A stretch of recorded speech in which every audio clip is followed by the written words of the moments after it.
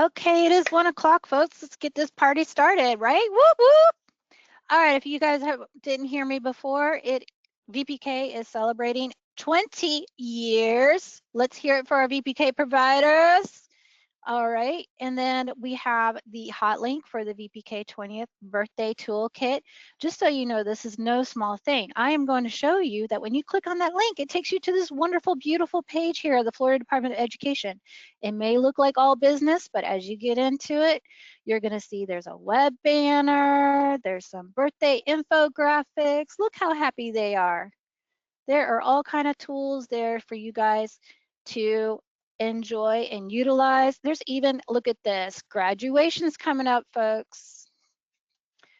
So feel free to use any of those tools that DEL has so lovingly provided for all our VPK providers. Look at this, my favorite VPK memories. Speaking of favorite VPK memories, I don't know if you guys have noticed, but we have been really asking you guys for some beautiful VPK stories, especially those of you who have been with us for 20 years. You guys know who you are.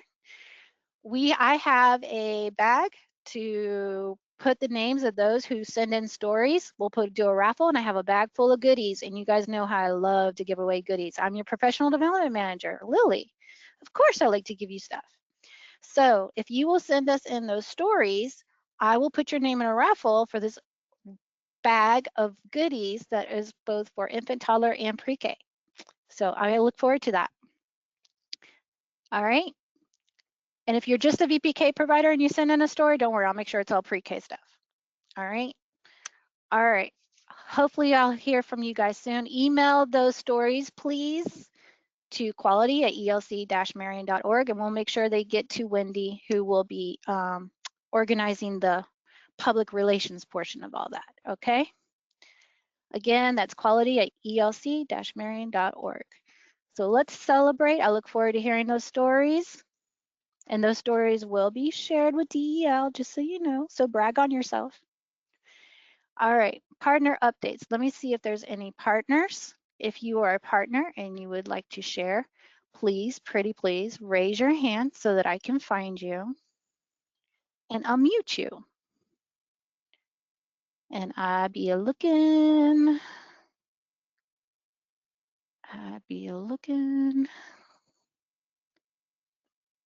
And I don't see any partners, so we're all good there. Well, let me just double check, make sure. Okay. All right. And let me see if Miss Elizabeth Diola is available. I am here. Yay, and I can hear you. Yay. Good afternoon, everybody. I am going to first speak on behalf of our interim CEO, Latricia Sims. She is at a training today, so she couldn't join us at this meeting, but she did type up her letter to you and just a good afternoon update. And so Lily's going to put it up on the screen. I'm going to kind of paraphrase some of this stuff just to get through the information, but we wanted to include it in the packet so that you would have it available to review at a later date if needed. And for those that are going to be watching the recording afterwards, you can go back to this letter when needed. So initially, many of you know, and we sent out something to talk about the government shutdown. Unfortunately, the federal government is still shut down if you have been watching the news. So effective October 1st, Chancellor Miller, who is over the Division of Early Learning, shared with Early Learning Coalitions that the government shutdown will not impact the VPK or school readiness services at this time. We still haven't received any additional information, and so we continue business as usual. If anything else were to come of this, Latricia is very transparent and has kept us informed to the minute. If anything were to come down the pipe, and she's very involved with the other coalitions to make sure we are all on the same page. So no worries with that at this moment. Moving on to school readiness. So unfortunately, we do have a wait list currently. The wait list is largely due to the new parent co-payment structure that went into effect on July 1st. Remember, now the coalitions are required to reimburse providers at the maximum full reimbursement for each additional child enrolled from the same household. And parents are only paying one copay for newly enrolled parents as of July 1st. And then anybody that updates their services and renews their school readiness services would join under that one copay as well. So basically, under the new rule, coalitions are required to reimburse providers the maximum full reimbursement rate for each additional child enrolled from the same household. It is very supportive of families, but it has significantly impacted our funding that is available to enroll new families. So Trish went on to state how she and we do understand how frustrating and challenging this situation can be. We were very privileged over many years not to have really a wait list. Parents would join our quote unquote wait list to become eligible for services, and then we would very quickly turn around and pull them off the wait list so that they can be placed at your locations of the parents' choosing. And unfortunately, with the changes in the landscape of early learning, while it is beneficial to families, which is very needed right now, it is hitting our pocketbooks a little differently. So our top priority is to maintain our services for our children. We do not want to have to disenroll anybody due to lack of funding. So we continue to look at our budget closely, and our board really reviews it, our exec committee really reviews it, our team here is looking on a regular basis to make sure if we can open funding, we will release funding as soon as possible. So families that are calling you, please encourage them to watch their email, because one thing is when we do release funding, we only have about a 50% turnaround rate of families that are responding. So that means that only 50%, if we release funding for 50 parents, only 25 are going to respond back to us. And then sometimes we get the families that come back and say, I didn't see my email. That's not the email I use anymore. So please encourage them to ensure that they can access the email that they registered for or with, and make sure that they're watching those emails, because we will be hopefully releasing funding soon for a few more parents. I don't know what that means, but we're looking to do so as soon as possible. So let me pause and see if there are any questions before I get down to income eligibility changes. No questions at this time. Okay. So on October 1st, which can you believe was already 2 weeks ago, House Bill 1255 has increased the income eligibility threshold for families applying for school readiness services. So before, the eligibility was based on 150% of the federal poverty level. That has now increased to 55% of the state median income, which is equivalent to about 175% of the federal poverty level. Thank goodness Trish did the math, because that is not my strong suit. So she did include a specific example. A family of 3 previously had to earn less than $39,975 to potentially be eligible for the wait list. Under the new guidelines, they can now earn up to $47,615 to potentially be eligible. Remember, there are other eligibility requirements, such as working and or going to school for a specific amount of hours. So this does make more families eligible for services. This change is expected to allow, well, that's just what I just said, families to qualify for assistance. However, we we anticipate that will increase the wait list, because of course, if there are more families eligible and less funding available, that is not a good combination. But it is a positive thing, and we won't always be in this place. So we're going to continuously look for ways to pull everybody off to the wait list as soon as possible. Trish has a simple ask today. So if you have families who were previously denied for services prior to October 1st because of their income, please encourage them to reapply, even though they will be going on the wait list. What that does is it helps us show the need for services. So then we may be able to take some different steps to ask for an increase in funding, or to show how we need additional community partners to help us get these children into care with you, and thus allow the parents and families to work and become financially independent. So please do encourage them, if there are families that were recently or previously denied, have them reapply for the wait list. It can't hurt, right? And if they were previously denied, that means they already have an account. They just have to update their information. So let me pause and see if there's any questions. It is very quiet. Okay. All No right. questions. Well, you guys do know how to get in touch with us. Michelle Urban, who is now our Family Services Director, or Liz Cohen, who is our Family Services Manager, are available to answer questions if needed. You can reach them at the Coalition Office 352-369-2315. Their extensions, off the top of my head, let me see if I can find them before the end of this call, or actually I have them right here. Give me just a moment. Let's see. Liz Cohen's extension is, so you would call her at 352-369-2315, extension 244. And Michelle Urban's extension is 239 if you have any questions. And there's contact information on your screen right now. We do have a new phone system. Hopefully you will provide us with feedback once you're calling to see if it's any better than the old phone system. And that is that for Latricia's update. And then I do have a couple more things, but let's see. Lily, can you check for questions one more time?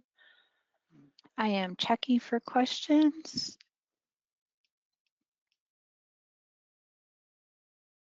And I don't see any questions. And next is Miss Melissa.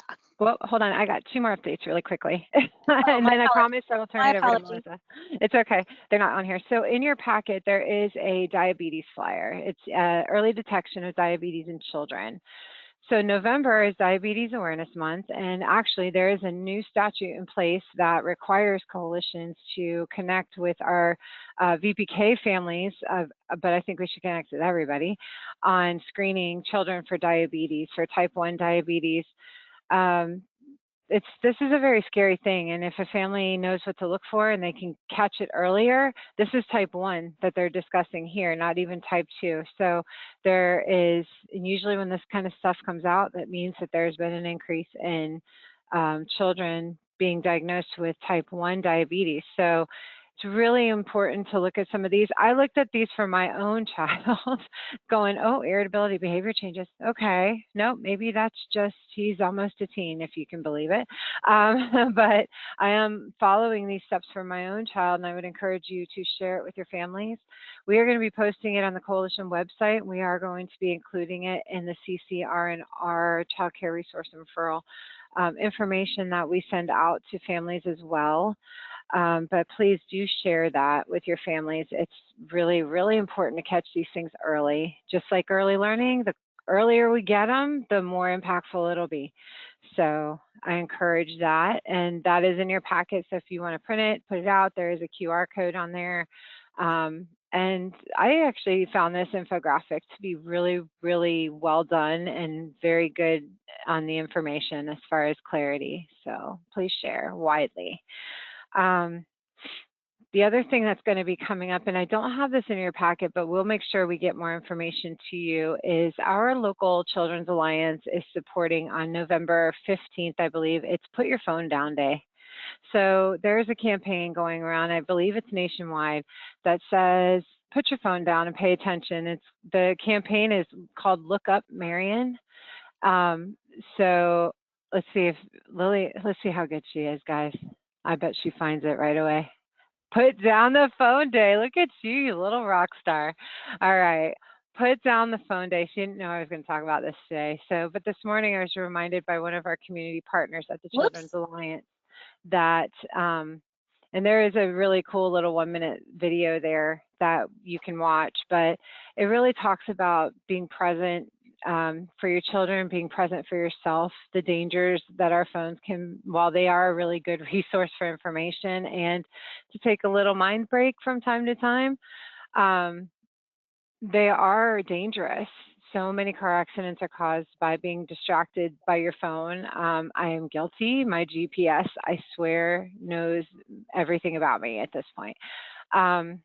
So please, please, please join us in sharing the Put Down the Phone Day on November 15th, 2025. That's it for that. But the last thing I want to let you know, and my team doesn't know this, but I have decided, based on feedback from you all and just overall feedback, and for the benefit of this information that we provide to you and for your own networking opportunities, the Coalition will be returning back to face-to-face meetings starting in January 2026. So we will be sure to put out the schedule. We will be offering 2 meetings of the same content during that day, so that hopefully you or somebody that you designate will be able to join us. These will be recorded, but they will not be available online. So you won't be joining us through this GoToMeeting, but you will be able to see the meeting on YouTube after it is done. We will continue to publish those because that has been a valuable resource to you all and for us. We go back sometimes and look at it to make sure that we covered something, or to show our partners how we cover things in the community and things of that nature. So more to come on that. So once again, just to repeat that, we will be moving back to face-to-face meetings starting in January of 2026. And that will incorporate a morning meeting, and it will incorporate an evening meeting for those of you that can't make it during the day. And this is an opportunity for you to network, for you to get this information one-on-one with us, for you to take care of any coalition business you might have while you're here in the office, for you to connect with us. We miss seeing you. That I can't say that enough. We miss seeing you, and we hear that from quite a few of you when you do come into the office. It's like a family reunion. So we look forward to having you in, and this is an opportunity for us to share more resources with you as well. Let me see if there's any questions before I hand it over to Miss Melissa. We do have a comment, Okay. and I think it's a good idea. I'd like to share it from one of our providers. It's in reference to the waiting list. It is she shares that is a good idea for centers to enforce the attendance policy to ensure that families who really need care get assistance. Our center will be posting a memo at School Readiness Parents. But that, of course, is each individual provider's own business decision and business practices. She's just sharing something to share with you guys as an I love example. that. Thank you for sharing that. That is a great practice. It's also a contractual requirement. If you have children that are on the school readiness program that are not showing up for a certain amount of time, you do need to let us know that. And we are actually required to reach out to the families too to find out if they still need care. Thank you for that reminder. I think that's something we could cover in our next meeting, is what is the requirement for reporting absences. And it's also required for your Ryla Wilson children, those children that are really a high need and at high risk. So thank you for that. And that actually reminds me of one more thing before I pass it on. We are going to be developing a couple of new programs. One of them is going to be for directors who want to participate in this best practices share out. We're going to call it something cute. I don't know what it's going to be yet, but the gist of it is basically to bring a group of directors together who want to voluntarily share what's working for them and bring up issues that aren't working for them to see if we can find solutions to problems. Part of this group will be to take a tour of sites. Come out and see what you're doing that's working for you. Share your sites, brag about your sites, and become a true network of providers that are not competing against each other, but rather working together to pull up our community of early learning and raise our professional bar. The second one is I will be pretty soon putting out an opportunity for a directors/owners town hall meeting, where we will identify some of the needs in our community for early learning and kind of just brainstorm out there. This won't necessarily be a problem solving thing, but it will allow us to identify some places where we have work to do as a community and see if we can't come together to start then creating some solutions and a call to action and see what other partners in our community that can step up and help us. The third one is going to be the same type of town hall meeting, but for your teachers. I want to hear directly from teachers. I want to find out what is it that makes them come back to your classrooms every day? What is it that makes them leave every day? The goal of that is to really get down to the level of our frontline staff to hopefully encourage more recruitment into our industry and to find out what's working and what's not working so that we can change how we do things to keep people on board. Most of you know we had to, due to our budget issues, we had to pause our incentives program. That broke my heart, and I know it broke the heart of many of the people that were participating in it because that is such an amazing program to keep the continuity of your teachers intact and to keep people from leaving your sites. But I want to look into more because there's other things out there that we haven't even thought of yet. And so I want to talk to your teachers, and this isn't to recruit them away or anything like that. This is to learn more about why are they there? Why are they coming to work every day? Why are some of them not coming to work every day? What is the barriers that's keeping them from being early childhood educators at this point in their life? Or what is keeping them coming back? So more to come on those. And I think that's it for right now for me. Unless there's any questions or comments. So I got a lot of support. I got quite a few yays about face-to-face meetings. There's a comment here. I love the director program and town hall meeting Elizabeth is talking about. I'll be happy to encourage my teachers to attend the teachers town hall meetings. We miss incentives. Yes, absolutely. So there are some consensus that people are missing incentives. And I just wanted to let everybody know that in the chat is the link for Look Up Marion in case you're looking for it. And we'll have, we'll make sure that we have a mention of it in our provider newsletter so that everybody has the opportunity to take a look at that and share that with their families. Awesome. Thank you so much. Okay. And I guess one more thing before I give it over to Melissa. I'm full of stuff today, stuff to share. The coalition, while we are moving through our latest transition and hopefully our last transition for a long time in our leadership team, we are very confident in our current interim CEO, Latricia Sims, and can't wait to see where she takes this coalition. So if you haven't yet, join me in congratulating Latricia. She is still considered on paper as interim, but I'm telling you what, she is the one for us. So I can't wait to see what happens in the future. And as soon as that is finalized, which will hopefully happen at our board meeting the end of this month, we will make that formal announcement and we will move forward. So no worries. The coalition hopefully is still meeting your needs. And if we're not, let me know. We do strive for excellence, and we are only human after all. So we do appreciate the patience that you provide to us. And we are here. We're here if you need us. So thank you. Now let me really give it over to Melissa. Melissa, I see that you're self-muted. Good afternoon, everyone. I just want to give you a couple of reminders about the class observations and about the QPS monthly roster. Please remember that you need to submit your monthly roster every month, and that is for all the school readiness providers. You know, through QPS, you go and you submit your monthly roster. If you're in pending composite score, you do not need to submit your monthly roster. And if you're in pending composite score, please do not make changes on your teacher's classroom or anything in QPS because that will affect the system that select the classrooms. And sometimes we will need to start all over again all the process of the selections of classrooms. Plus sometimes even if it's a brand new teacher, it's going to be like a reselection of the week window. The same with the VPK app. If you are notified that you have your 2 weeks windows already, please, unless it's something that is like it's an emergency, do not make changes in your VPK app. Do not change teacher, do not change aid. Just keep it as it is unless it's an emergency.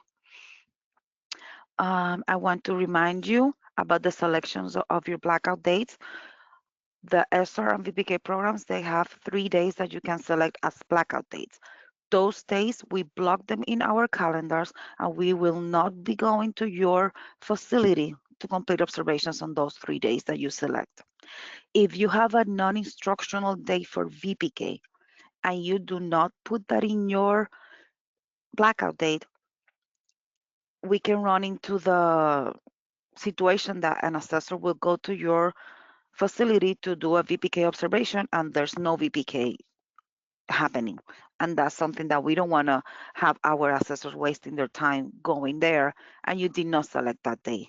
So if it's a non-instructional day or a teacher work day, just go ahead and select that day as a blackout date. Something else that I really asking all the providers is for them to share your classroom's schedules. That is really, really helpful for us. So that way we know at what time you start your circle time, for example, for a school readiness. So that way we can plan ahead at what time we need to arrive to your facility so we can get in there when you are giving that circle time and all those activities that we want to be observing. Um, that's it for me. And thank you, everyone. So far, everybody's doing an amazing job following up with me after the 2 weeks windows and everything. So thank you so much. Do we have Thank any you. questions? Thank you so much, Melissa. I don't see any questions at this Okay. time, but I'll let you know if any come up. Thank you. You're very welcome. All right. And next on our list is Miss Janet. Now, Mary Brewster is not here today, so she's also going to do Mary's tips. So you guys ready for the ride? Here we go. And Janet, can we hear you? Let me make sure she's unmuted. There we go. Okay, there we go. Good afternoon, everyone.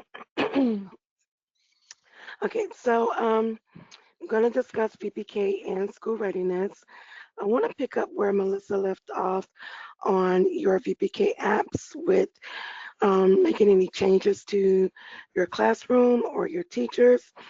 As she said, should you need to do that in case of an emergency, please be sure that you send an email to quality@elc-marion.org so that we are made aware of the changes and that the provider relations team can move forward with reviewing and certifying the changes in your VPK app.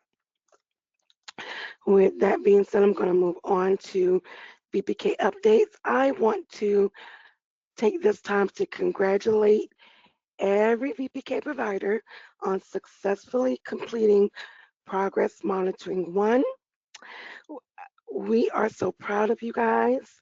We are so proud of you and the hard work Yay! and dedication that you have shown. I just want to thank you guys for your commitment to providing high quality education to the students in your programs. The efforts that you provide, that you do, it truly makes a difference. So again, congratulations. Now, on to New Worlds Reading. So for New Worlds Reading, this covers your students that score below the 40th percentile on the STAR assessment. And that's with any progress monitoring, whether it's 1, 2, or 3. These students, they do qualify to receive a free book on a monthly basis. So I ask that you really take the time to communicate and share this information with the parents, with the families, encourage them to apply for New Worlds Reading.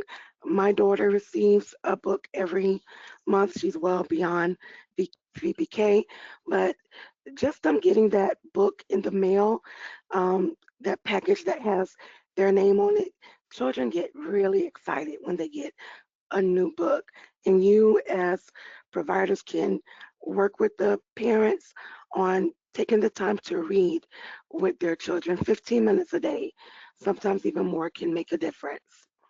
Okay. um, I'm going to move on now. Is there any questions before I start moving on, Lily? Not that I can see, no, ma'am. Okay. Again, progress monitoring one has come to an end. And so with that, we want you guys to start running these reports. You want to run the STAR test activity report. This report is going to tell you and show you what students have been tested, what students have not been tested, and any students that are in that non-participation status. Okay. Also, the instructional planning student report and the instructional planning class report. These reports, they have little lightning rods that show what the child needs to work on individually and also as a class. So this can really help your teachers with creating their lesson plans for small group, large group, and individual learning. And then the STAR diagnostic report also does the same thing as well. Um, any questions, Lily? I'm gonna stop right No, there. nope. Okay, so be sure that you are running these reports. Me and Mary's assisting me with progress monitoring this year, so we are saving the STAR diagnostic report and the STAR test activity report on every provider's um, folder, and we will be just comparing and seeing how much the students have grown within each progress monitoring period, so we can get a sense of where you guys are at as far as the performance metric. Okay, I'm going to move on now to progress monitoring noncompliance. This is extremely important. Providers are subject to receive a noncompliance for the following reasons: refusing to administer the assessment. We know that you don't really refuse to administer the assessment, but on that noncompliance notification, that is what DEL listed, and we have to follow the verbiage that DEL is asking us to use in the language. So it really means testing outside of the PM window. If you test before the window or after the window, you will receive a noncompliance. Not having a qualified test administrator, you will receive a noncompliance. Administering on a non-VPK website, again, you can receive a noncompliance. The school board also does Renaissance progress monitoring for K through 12.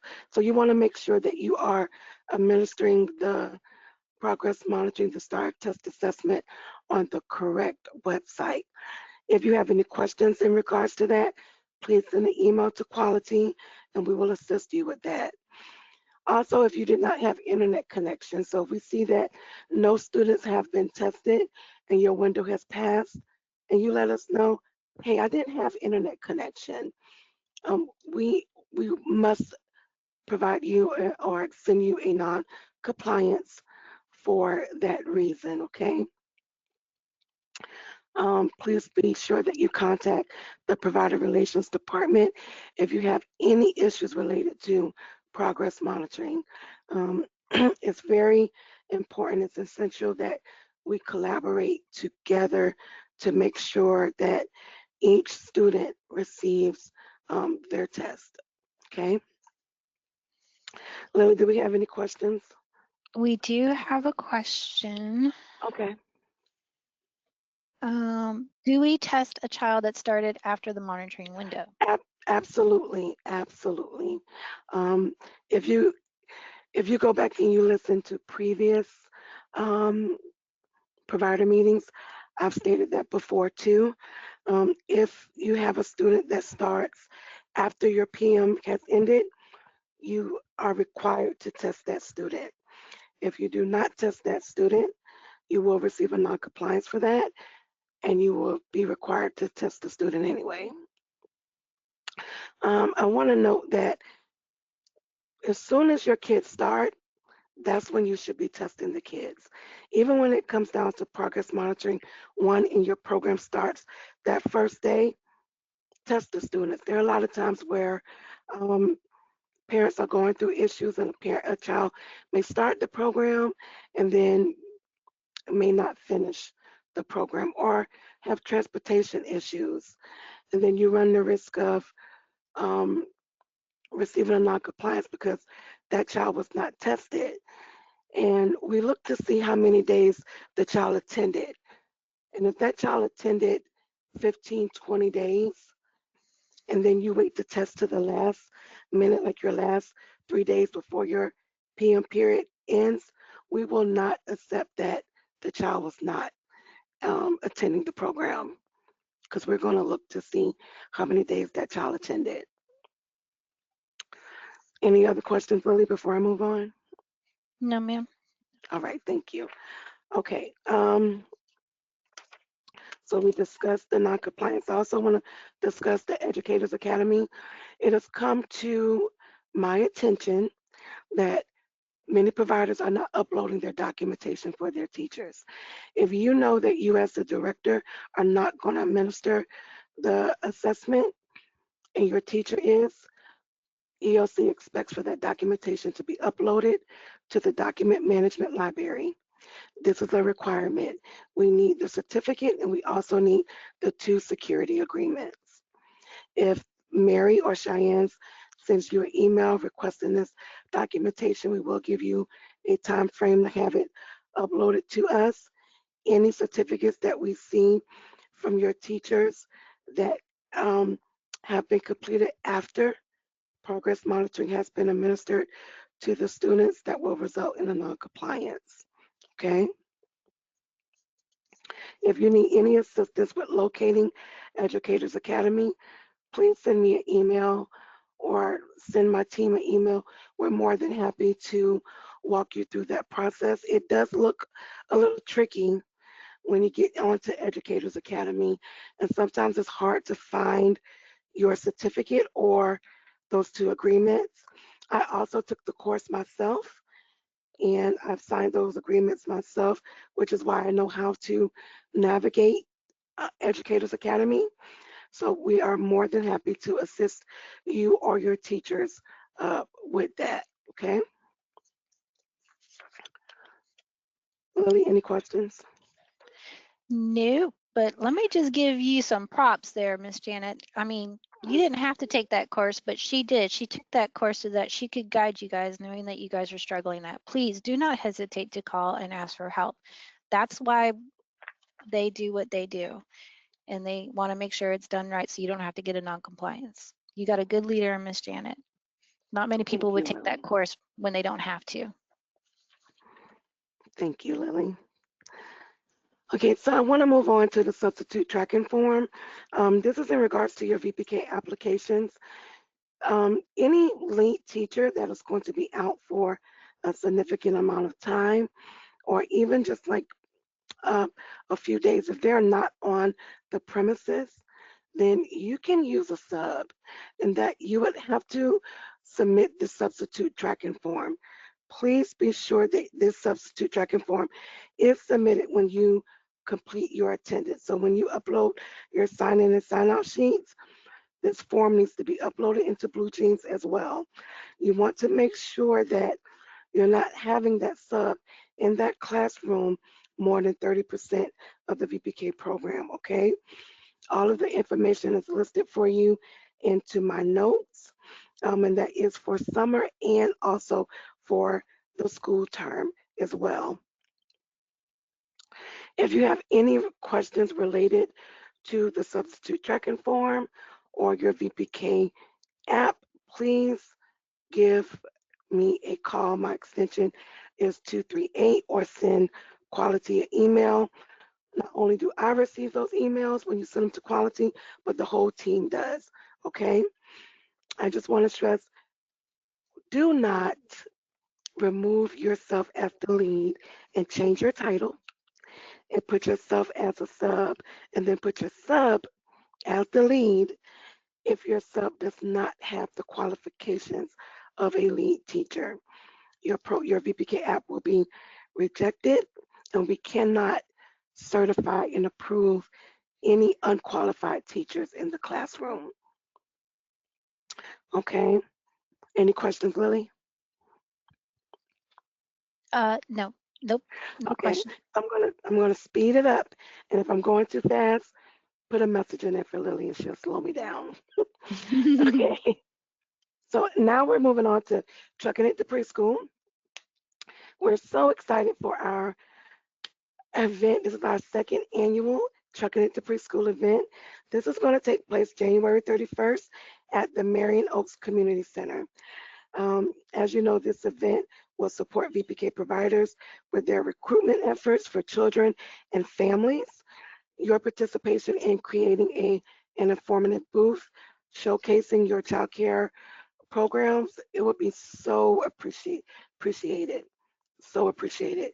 If you would like to participate in this, please send an email to quality. You do have to submit an application, and we will be going through those applications once you submit them to see who will be participating. And so it is on a first come, first served basis. So if you wait to the last minute, you may not be able to participate. So please let us know if you're interested and we can get those applications out to you. Last year event was so much fun and we had so much participation from community partners as well as our providers, and providers got to network and meet families, and it was so much fun. So I look forward to the second event. Okay, and now school readiness. All right, so school readiness, this is much faster. It's not that much to talk about with school readiness. I just want to go over a few things with you guys. Please be sure that on your provider profile that you make sure that you list a contract representative. If you have someone listed on your profile that is not selected as an authorized representative, we are not allowed to talk to that person. And this is pertaining to your profile, your VPK app, attendance, enrollments. We cannot communicate with them, okay? So be sure that you make sure that if you don't want them listed, that you are listed and you are selected as the director or the owner as a contract representative. You can always add yourself in that additional facilities contact on that facilities tab. If you need assistance with that, we're more than happy to help you. If you choose to add or remove someone, you have to make sure that you notify us within 14 calendar days, okay? I also want to talk about landline versus mobile phone numbers. Okay, so with that, there is no requirement or detailed requirement for providers to list the landline number on the provider portal. However, a contact number is required. You can list a landline or a mobile number, but you have to select which one it is. Should you list a mobile number, please note that this number will be shared with parents when families are calling to obtain a CCR&R listing. So when they want information on a provider in their area, if you list your mobile number, that number can be provided to families if you are saying that you want that number public, okay? If you want to list your landline number, please do so. There are multiple areas on the provider profile that you can list your number. At the top of the profile, you can list your mobile or your cell phone number. In that Directors tab and VPK Directors tab, you can list your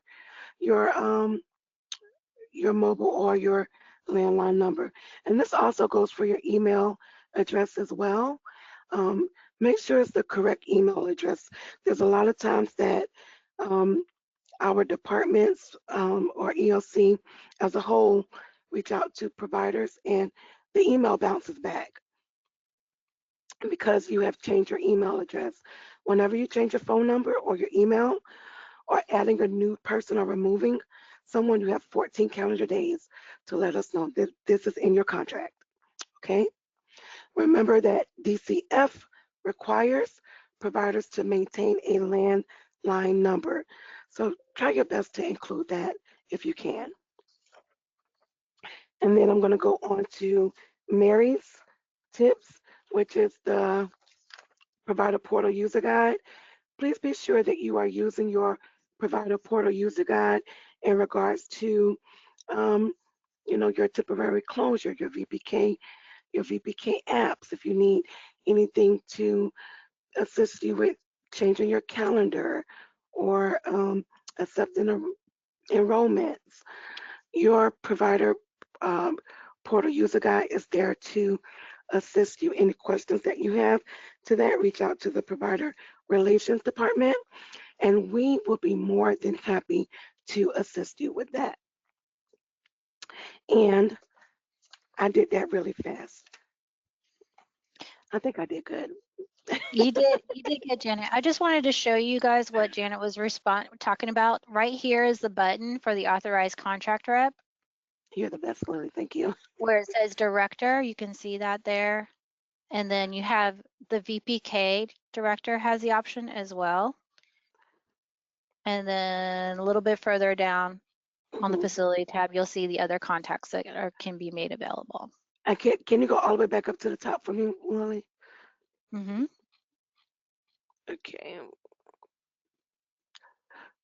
Okay, so at the very top on number 2 at the facility tab, go down just a smidge more. And then I promise I'll be done. Okay. Right. So How far? right there, stop right there. Okay. Okay. So number 2 where it says contact. This is where you want to put your landline number because that's the number to your facility. That director in that director box on number 4, you can put your mobile number there. You can put your mobile number there. If you have 2 email addresses and you want us to use both email addresses, you're going to scroll all the way down to the additional facility contact. That's where you want to put your information again and list that second email address, okay? And then ELC will be sure that we communicate with you, but you got to make sure that that box is checked that you are an authorized contract rep, okay? And I am 100% completely done. Thank you, guys. All right, and just in case you were wondering, where is that user guide? Our website is brand new. I have no idea what you're talking about. Here's our website. You go to providers, provider resources. Okay. Here's the how to use account updates. Oh my gosh, look at this, provider meetings. Are you kidding me? Right? Okay. All these resources are here for you guys.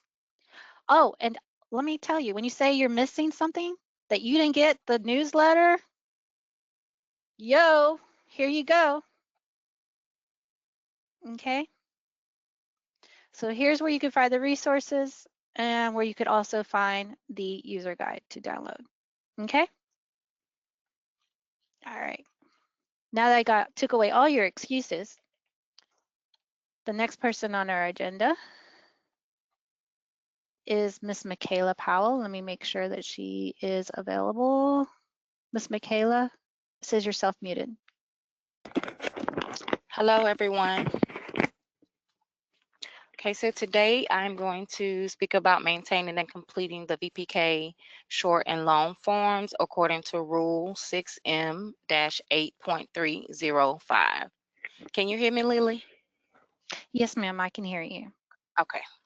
Okay, so for the short form, VPK providers are required to maintain the parent sign-in and sign-out sheets for the short and long forms on site.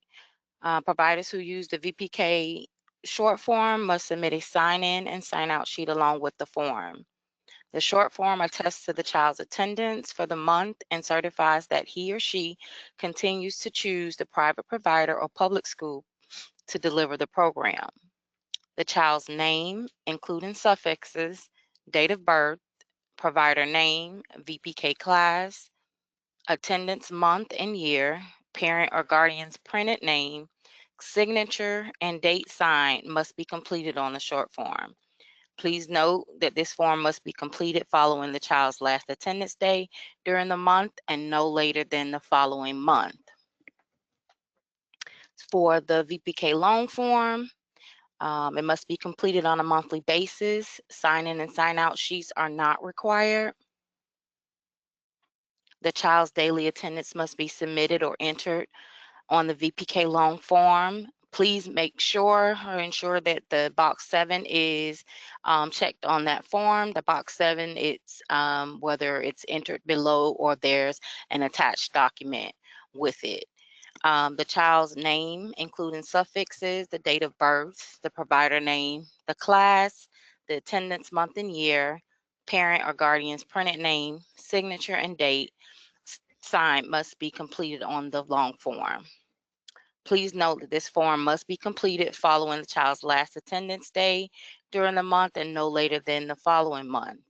The loan form attests to the child's attendance for the month and certifies that he or she continues to choose the private provider or public school provider to deliver the program. Okay, there's some discrepancies that we've seen, which can be considered as non-reimbursable days. If there's a child marked present on the attendance roster but not signed in and out on the sign in and out sheet during the VPK program hours, a child marked present on the attendance roster but is not indicated as present on the loan form, the VPK form or the sign in and sign out sheet does not match the attendance roster. The VPK short forms or loan forms are not certified by the parent using their printed name, signature, and date. The VPK short and long forms are signed, dated, and certified by the parent before the end of the month or prior to the child's last attendance day. Any days claimed following the signature date cannot be validated and will be considered as non-reimbursable days. Some additional reminders. Providers, you may not pre-fill the parent's signature date on either the VPK short form or long form. Parents must date the short or long form on the same day they are signing the form. Some tips for success is to ensure that your sign-in out requirements are included in your informational packets and or policies and procedures. Review your policies and procedures with your parents and with other authorized persons that are dropping off and picking up the children regularly. Review sign-in, sign-out sheets on a regular basis to ensure all requirements are being met. Are there any questions, Lily? No questions. Okay, so if there are any additional questions or any additional information or technical assistance needed, you can contact myself, Michaela Powell, at extension 259, Ms. Delania Price at extension 253, or Miss Annie Boyd at extension 256. Thank you. Thank you. All right. I'm going to go ahead and talk about professional development. A lot of you out there in the internet world with all my providers are probably like, what professional development? I haven't seen anything in ages. Yes, I know, I understand. It is coming. I've had to, our last training was for CPR and first aid in September. I understand it is very much missed. It will be coming back. I've gotten several phone calls. Just so you guys are aware, we are in the updating the contract, re-upping it. And once that is determined, the training for CPR and first aid will recommence. and that'll be coming out in the professional development newsletter.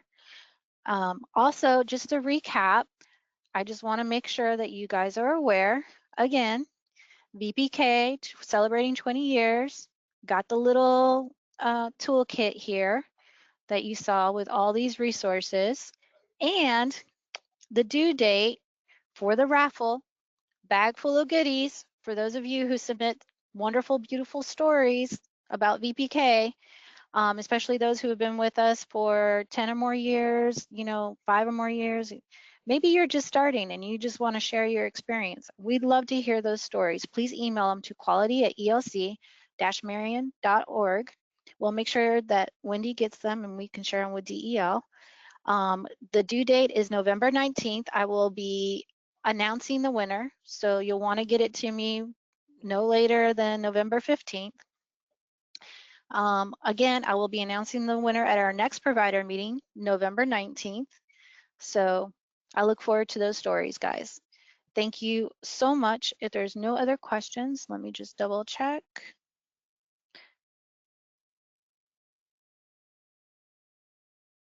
I want to make sure.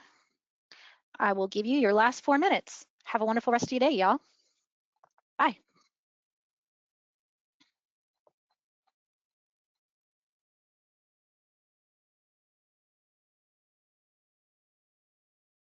You're very welcome.